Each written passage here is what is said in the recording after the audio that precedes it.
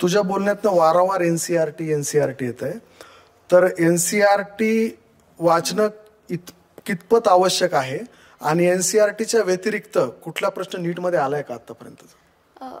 Of course एनसीईआरटीच हा main syllabus आहे. तर म्हणजे तुम्ही कोणता पण इंटरव्ह्यू बघा, कोणते पण व्हिडिओ, त्याच्यामध्ये एनसीईआरटी येईलच. आणि आता तुम्हाला एनसीईआरटीच करायची आहे. आतापर्यंत तुम्ही म्हणजे जे पण एक्स्ट्रा बुक्स वगैरे करत असाल ते आता सगळे साईडला ठेवा आणि तुम्हाला जेवढं जास्त एनसीईआरटीला डोक्यामध्ये घेता येईल तेवढं जास्त घ्या. आणि एनसीईआरटीच्या बाहेर आमच्या टाइमला तर प्रश्न आला नव्हता, पण त्याच्या आधी काही आलेले आहे. पण तुम्ही म्हणजे एखाद्या प्रश्नासाठी इकडचे एवढे सारे प्रश्न हे नाही करायला पाहिजे. तर आता तुम्ही एनसीईआरटी पूर्ण क्लिअर करा. आणि जर तुमच्याकडे एक्स्ट्रा टाइम आहे तर मग मे बी तुम्ही कोचिंगचे जे नोट्स असतील, एक्स्ट्रा मॉड्यूल्स, त्याला ओव्हरलुक करू शकेल. पण आय गेस तुम्ही जर आतापर्यंत 11th-12th मध्ये क्लासमध्ये लक्ष दिलेलं आहे तर तो 1-2 प्रश्न जे एक्स्ट्रा येतात आउट ऑफ एनसीईआरटी ते तुम्हाला इझिली होऊन जातील.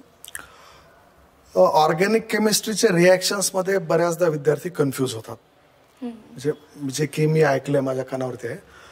तर ह्याला नेमकं काय करावं येईल? ऑर्गॅनिक आमच्या टीचरनी आम्हाला सांगितलं होतं, तर त्यांच्या नोट्स मी लिहून पाठ केलेले आहेत. ऑर्गॅनिक रिॲक्शन्स ज्या प्रॉपरली आहेत, जे काही मेकॅनिझम्स असतात ते तुम्ही एकदा समजले तर त्याचे एक्झाम्पल्सनी तुम्हाला most of the question solve होतील.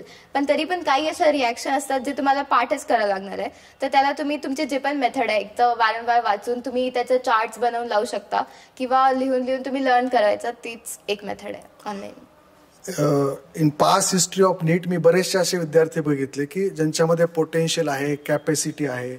इव्हन त्यांचे पालक पण सांगतात की शेवटचे 3 राऊंड जे होतात त्याच्यापैकी 3ही राऊंडमध्ये त्यांनी खूप चांगलं परफॉर्म केलं, पण शेवटच्या परीक्षेत त्याला कमी मार्क आले किंवा एखाद्या परीक्षेमध्ये कमी मार्क आले की त्याचा टेम्पो एकदम डाऊन होतो, नकारात्मक विचार येतात आणि त्याचा रिझल्ट अपेक्षित येत नाही. हे कसं टाळता येईल? नेगेटिव्ह थॉट्स तुमच्यासोबत नेहमी राहणार आहेत आणि तुम्ही त्याला नाही काही हे करू शकत. तर त्याच्यावर एकच इलाज आहे की तुम्ही ओव्हर थिंक करण्यापेक्षा तुमचा टाइम आत्ता फक्त अभ्यासामध्ये युटिलाइज करा.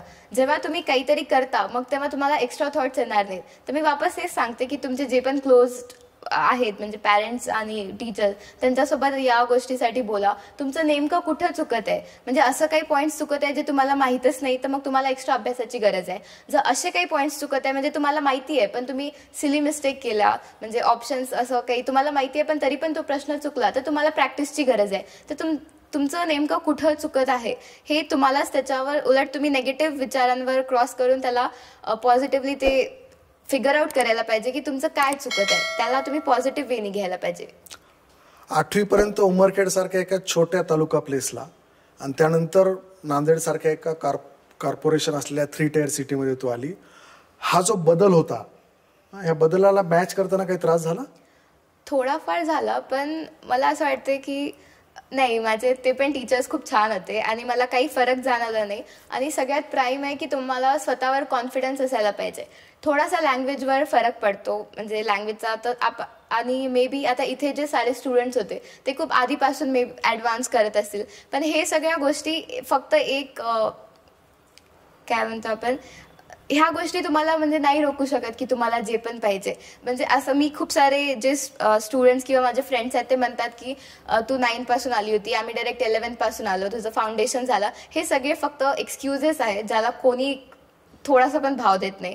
तर तुम्ही 11th-12th मध्ये इथे आहात, तुमच्याकडे अपॉर्च्युनिटीज आहेत, तुम्ही आता फक्त तो अभ्यास करायला पाहिजे. तुम्ही 10th पर्यंत काय केलं हे मॅटर करत नाही.